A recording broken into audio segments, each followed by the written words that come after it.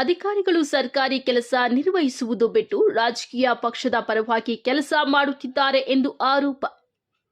ಪಡಿತರ ರಾಗಿಯನ್ನ ಅಕ್ರಮವಾಗಿ ಮಾರಾಟ ಮಾಡಲು ತೆಗೆದುಕೊಂಡು ಹೋಗುತ್ತಿದ್ದ ವೇಳೆ ಸಾರ್ವಜನಿಕರೇ ಹಿಡಿದು ಅಧಿಕಾರಿಗಳಿಗೆ ಒಪ್ಪಿಸಿದ್ದ ಘಟನೆ ಕೋಲಾರ ಜಿಲ್ಲೆಯ ಶ್ರೀನಿವಾಸಪುರ ತಾಲೂಕಿನ ಚಾಂಪಲ್ಲಿ ಗ್ರಾಮದಲ್ಲಿ ಫೆಬ್ರವರಿ ತಿಂಗಳಲ್ಲಿ ಘಟನೆ ನಡೆದಿತ್ತು.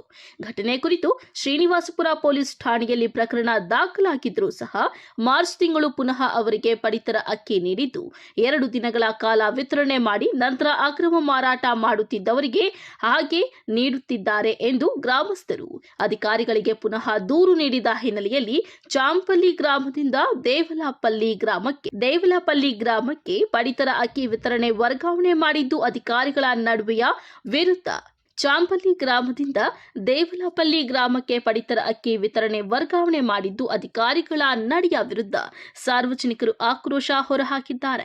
ಅಧಿಕಾರಿಗಳ ನಡೆಯ ಬಗ್ಗೆ ನಮಗೆ ಅನುಮಾನ ಕಾಡುತ್ತಿದೆ. ಅಧಿಕಾರಿಗಳೇ ಶಾಮೀಲಾಗಿದ್ದಾರಾ ಎಂಬ ಪ್ರಶ್ನೆ ಕಾಡುತ್ತಿದೆ.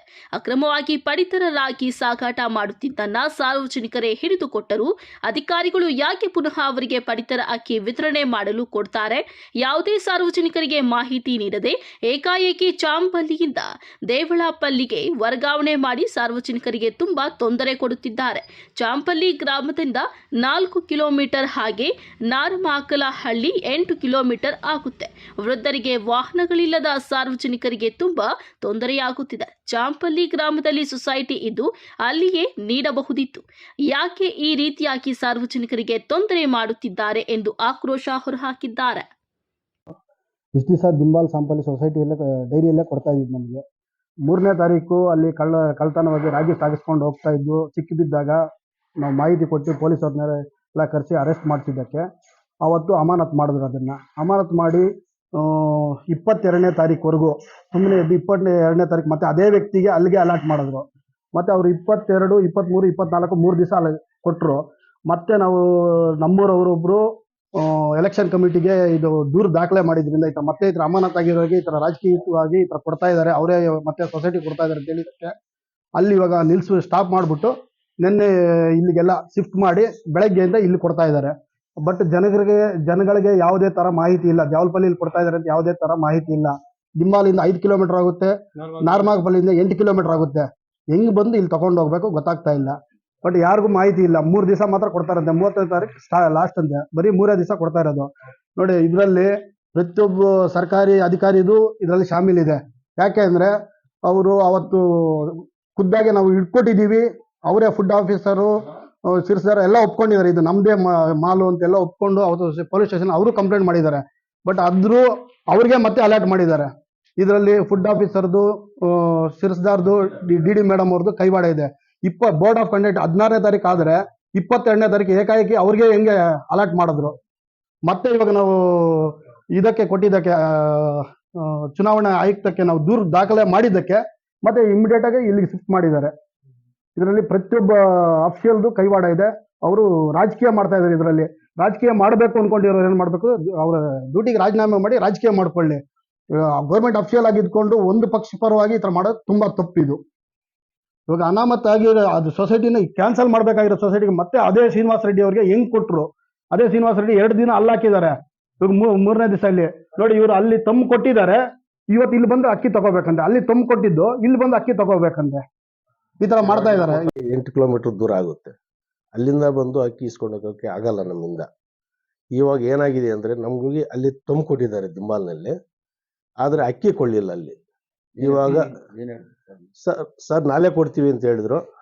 ನಾಳೆ ಹೋದ್ವಿ, ಶಿಫ್ಟ್ ಆಗಿತ್ತು. ಎಲ್ಲಿ ಅಕ್ಕಿ ಕೊಡೋದು ಅಂತ ಹೇಳಿದ್ರೆ ದೇವಲಪಲ್ಲಿ ನಮ್ಗೆ ಗೊತ್ತೇ ಇಲ್ಲ ಇಲ್ಲಿ ಕೊಡ್ತಾರೆ ಅನ್ನೋದು. ಇವತ್ತು ಬಂದಿದ್ದೀವಿ, ಇವಾಗ ಕೇಳ್ತಾ ಇದ್ದೀವಿ. ಇಲ್ಲಿ ಬಂದು ಕೇಳಿದ್ರೆ ಅಲ್ಲಿ ತೆಗೆದುಕೊಂಡು ಇಲ್ಲಿ ಅಕ್ಕಿ ಕೊಡೋಕ್ಕಾಗಲ್ಲ ಅಂತ ಇವರೇ ಹೇಳ್ತಾ ಇದ್ದಾರೆ. ಬೆಳಗ್ಗೆ ಬಂದಿದ್ವಿ, ಇವಾಗ ಮತ್ತೆ ಬಂದಿದ್ದೀವಿ. ಇವಾಗ ನಮ್ಮ ತಂದೆಗೆ 80 ವರ್ಷ ವಯಸ್ಸು. ನಮ್ಮ ತಂದೆಯವರು ತೆಗೆದುಕೊಂಡೋಗಿದ್ದಾರೆ. ನಮ್ಮ ತಂದೆಯವರು ಇಲ್ಲಿಗೆ ಬರೋಕ್ಕಾಗುತ್ತಾ? 8 ಕಿಲೋಮೀಟರ್ ದೂರ ಇದೆ. ಅಲ್ಲಿಂದ ನಮ್ಮ ತಂದೆಯವರು ಕೊಡಲ್ಲ ಅಂತ ಹೇಳಿದ್ರು. ಬೆಳಗ್ಗೆ ಇಲ್ಲೇ ಬಂದು ಕೇಳಿದ್ದೀವಿ, ಕೊಡಲ್ಲ ಅಂತ ಹೇಳಿದ್ರು. ಅಲ್ಲಿ ತೆಗೆದುಕೊಂಡಿದ್ದೀವಿ. ಅಕ್ಕಿ ಇಲ್ಲಿ ಕೊಡಲ್ಲ, ಅಲ್ಲೇ ಇಸ್ಕೊಳ್ಳಿ. ಅಲ್ಲಿ ಯಾರು ಕೊಡೋರು? ಅಲ್ಲೇ ಶಿಫ್ಟ್ ಇಲ್ಲಿಗಾಗಿದೆ. ಶಿಫ್ಟ್ ಇಲ್ಲಿಗಾಗಿದೆ. ಅಕ್ಕಿ ಅಲ್ಲಿ ಕೊಡಲ್ಲ, ಇಲ್ಲೇ ಅಕ್ಕಿ ಕೊಡಲ್ಲ. ನಾವೇನ್ ತಿನ್ ಬದುಕಬೇಕು? ಅಲ್ಲ ಸರ್, ಈಗ 8 ಕಿಲೋಮೀಟರ್ ದೂರ ಅಂತಿದ್ದಾರೆ, ಏನೋ ವಾಹನಗಳಿರೋರು ಅಂತಾರೇನೋ. ಹೌದು ಸರ್, ನಮ್ಮ ತಂದೆಯವ್ರಿಗೆ ಗಾಡಿ ಓಡಿಸೋದು ಬರಲ್ಲ, ಸೈಕಲ್ ತುಳಿಯೋದು ಬರಲ್ಲ. ಅವ್ರ ಪರಿಸ್ಥಿತಿ ಏನು? ನಮ್ಮಂತವ್ರು ಏನೋ ಗಾಡಿ ಇದೆ, ನಾವು ಬರ್ತೀವಿ. ನಮ್ಮ ತಂದೆಯವ್ರ ಗಾಡಿ ಇಲ್ಲ, ಸೈಕಲ್ ಇಲ್ಲ, ನಡ್ಕೊಂಡು 8 ಕಿಲೋಮೀಟರ್ದಿಂದ ಇಲ್ಲಿಗೆ ಬಂದು ನಮ್ಮ ತಂದೆಯವ್ರು ಅಕ್ಕಿ ಎತ್ಕೊಂಡು ಹೋಗಕ್ ಆಗುತ್ತಾ? ನೋಡಿ ಸರ್, ಸಂಪಲ್ಲಿಯಲ್ಲಿ ಸರ್ಕಾರಿದು, ಅಲ್ಲಿ ಮೊದಲಿನಿಂದ ಡಿಪೋ ಕೊಡ್ತಾ ಇದ್ರು, ಇವಾಗ ಡೈರಿನಲ್ಲಿ ಕೊಡ್ತಾ ಇದ್ದಾರೆ. ಆ ಡಿಪೋನಲ್ಲೇ ಮೊದಲಿನಿಂದ ಕೊಡ್ತಾ ಇರೋ ಜಾಗದಲ್ಲೇ ಡಿಪೋ ಕೊಡ್ಬೋದು, ಏನು ತೊಂದರೆ ಏನಿಲ್ಲ. ರಾತ್ರಿ ಇಲ್ಲಿಗೆ ಎತ್ಕೊಂಡು ಬಂದ್ಬಿಟ್ಟು ಇಲ್ಲಿ ಶಿಫ್ಟ್ ಮಾಡಿಬಿಟ್ಟು ದೇವಲಪಳ್ಳಿಯಲ್ಲಿ ಅಕ್ಕಿ ಕೊಡ್ತಾರೆ ಅಂದ್ರೆ ನಂಗೆ ಗೊತ್ತೇ ಇಲ್ಲ. ಸರ್, ನಾನು ಸೈಯದ್ ನಯಾಸ್ ಪಾಷಾ ಅಂತ, ದೇವಲಪಲ್ಲಿ ನ್ಯಾಯಬೆಲೆ ಅಂಗಡಿ ಮಾಲೀಕ ನಾನು. ನಿನ್ನೆ ನಮಗೆ ಆದೇಶ ಕೊಟ್ಟರು ಸಾಂಪಲ್ಲಿದು 43 ಕ್ವಿಂಟಾಲ್ 40 kg ನಮಗೆ ಸ್ಟಾಕ್ ಕೊಟ್ಟಿದ್ದಾರೆ. ಅಲ್ಲಿದ್ದು ಸಿ ಬಿ ಅಷ್ಟೇ, ಉಳಿಕೆ ಸಿ ಬಿ. ಟೋಟಲ್ ಅಲ್ಲಿರೋದು 643 ಕಾರ್ಡು. ಅಲ್ಲಿ 2 ದಿವಸ ಕೊಟ್ಟಿದ್ದಾರೆ. 2 ದಿವಸ ಆದಮೇಲೆ ನಮಗೆ ಅಲ್ಲಿ ಸಿ ಬಿ ಇದ್ದಿದ್ದು 43 ಕ್ವಿಂಟಾಲ್ 40 kg ನಿನ್ನೆ ನನಗೆ ಫುಡ್ ಇನ್ಸ್ಪೆಕ್ಟ್ರು ನನಗೆ ಹ್ಯಾಂಡ್ ಓವರ್ ಮಾಡಿದ್ದಾರೆ ಸ್ಟಾಕ್. ಯಾಕೆ ನಿಮ್ಗೆ ಹ್ಯಾಂಡ್ ಓವರ್ ಮಾಡಿದ್ದೀರಿ? ಅದೇ ಅಲ್ಲಿ ಪ್ರಾಬ್ಲಮ್ ಆಗಿದೆ, ಪರ್ಯಾಯ ವ್ಯವಸ್ಥೆ ತಾತ್ಕಾಲಿಕ ಟೆಂಪರರಿ ಸದ್ಯಕ್ಕೆ ಈ ತಿಂಗಳು ಹಾಕಿ.